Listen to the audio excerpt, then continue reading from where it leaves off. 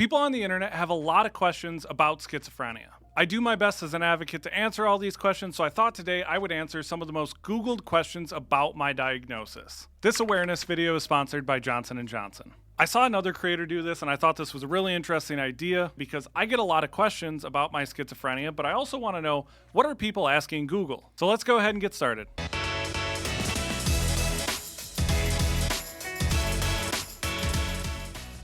All right, so the very first question, can people with schizophrenia work?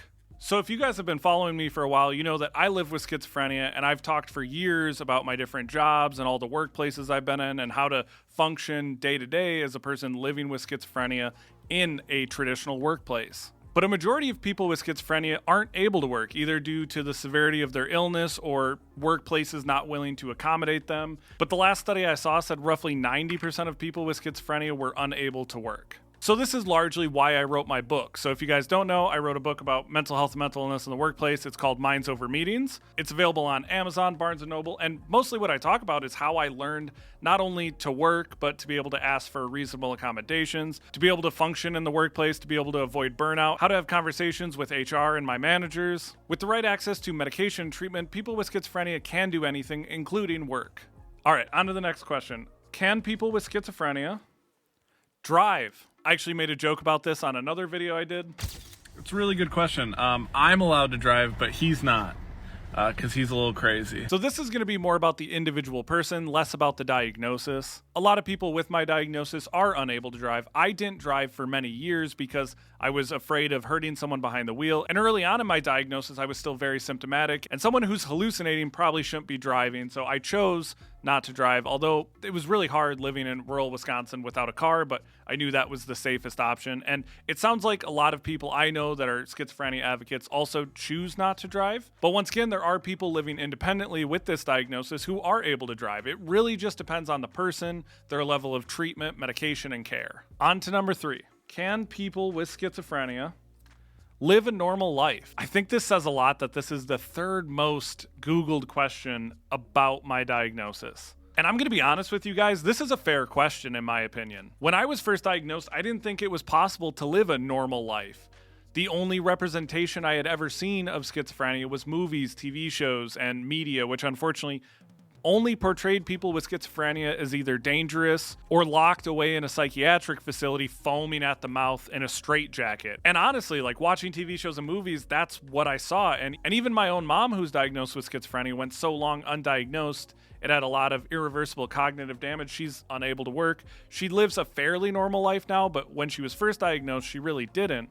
And so I kind of get this question if you are unaware of the diagnosis, if you have someone in your life who's newly diagnosed, or if you are someone who's newly diagnosed, you probably are wondering this. So I bet this question comes a lot from not only people living with schizophrenia, but caregivers and people that might know individuals with this diagnosis as well. All right, number 4. Can people with schizophrenia live alone? A lot of people with schizophrenia do rely on caregivers, both in their personal life and like their clinical care team. I'm really lucky. I live with my wife. She's been with me since before I was diagnosed, and she kind of is a full-time caregiver for me.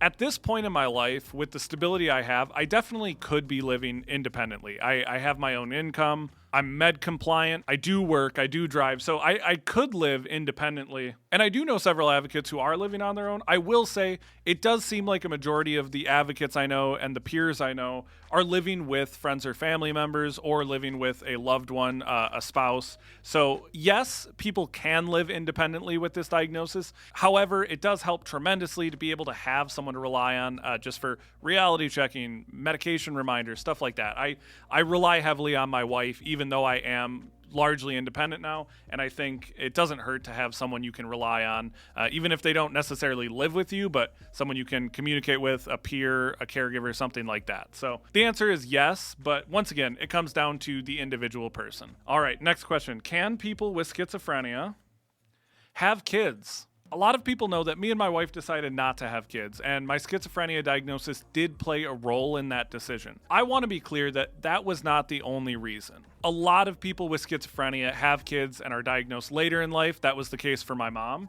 And there are some amazing parents out there who happen to live with schizophrenia. I look at it similar to other health diagnoses. Yes, it can be more difficult raising a kid with a severe mental illness or with a physical health condition. That doesn't mean it can't be done. I do think that individuals living with schizophrenia, even with medication, treatment, and the right resources, probably need additional help from friends and family when raising kids. They probably do need additional resources. But even my mom, despite her schizophrenia, was an amazing parent. She loved us unconditionally. She educated us about mental health and disabilities and all of these other things. And so I'm very grateful for her. She taught me a lot about empathy and understanding people. And without her, I wouldn't be the person I am today. So absolutely, people with schizophrenia can have kids. I do think someone should wait until they're in the position to do so, because obviously having kids can put a lot on a person, especially for anyone birthing a child. There can be postpartum psychosis, depression, anxiety, which can make symptoms like this much worse. So it is true that a child who has a parent with a schizophrenia diagnosis does have an increased risk of developing schizophrenia. But even like in my mom's case, she had 3 kids. One of her kids was diagnosed with schizophrenia. So it doesn't mean that because you have schizophrenia, your children will develop it. It just means they have increased chances. All of that being said, there are a lot of things that go into that decision, and that was just one of the many reasons me and my wife decided not to have kids. So the next question is, can people with schizophrenia be cured?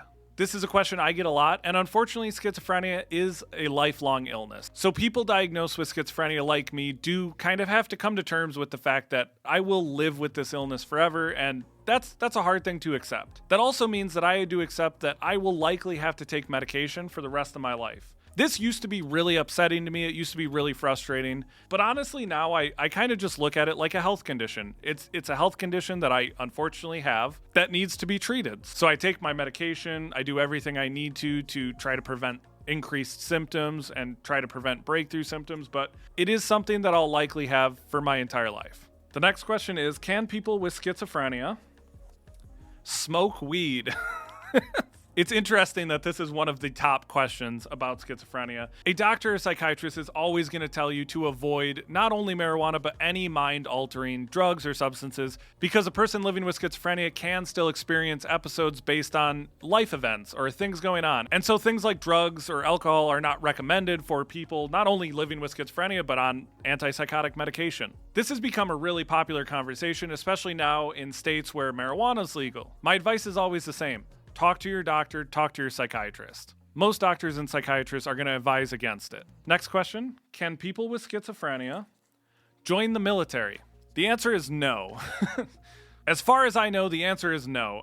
People with schizophrenia are unable to join any branch of the military. I will say, fact check me on that, because I'm not 100% sure. But when I was diagnosed, I asked my doctor, I'm like, what does this mean? Is there anything I can't do? Is there anything that I'm unable to do now? And one of the things she said is, with this diagnosis, you are unable to join the active military. So as far as I know, that's a hard no. I could be wrong. Feel free to look into it, but I do find it hard to believe the military would want to enlist someone who has delusions or has an illness that needs to be managed as closely as schizophrenia. So I'm pretty confident the answer to that is just no. I'm also fairly certain that a person would not pass a medical history background check if they had schizophrenia and were actively trying to join the military. Interesting fact about me that you might not know, I tried to join the National Guard while I was in active psychosis and active addiction, and I was too delusional to see why that was a problem. I actually got my drug charges that led to my jail time a few weeks before I was supposed to leave for MEPS. So that's an interesting piece of Kody trivia that no one knows. I don't think I've ever told that story. Anyway, can people with schizophrenia own guns? Now, once again, feel free to fact check me here. As far as I know, schizophrenia itself does not prevent you from owning a firearm. But I do believe being institutionalized in a mental health facility or psychiatric facility does prevent you from owning a firearm. Despite living in rural Wisconsin, I don't currently own any guns, and I didn't own any guns before my diagnosis, and after my diagnosis, I was a felon, so I couldn't own any guns. So that's my understanding, but it might differ state to state. I feel like there are different rules and regulations about this in each state, but as far as I know, just having the diagnosis of schizophrenia does not actually prevent you from owning firearms. I know that I captioned this, the top 10 questions about schizophrenia on Google, but it only showed me the top 9, so that's what you guys get. Thank you so much for watching this video. I hope you guys enjoyed it. Let me know if you'd like to see another version of this. Please remember to like and subscribe. Thank you guys so much for watching.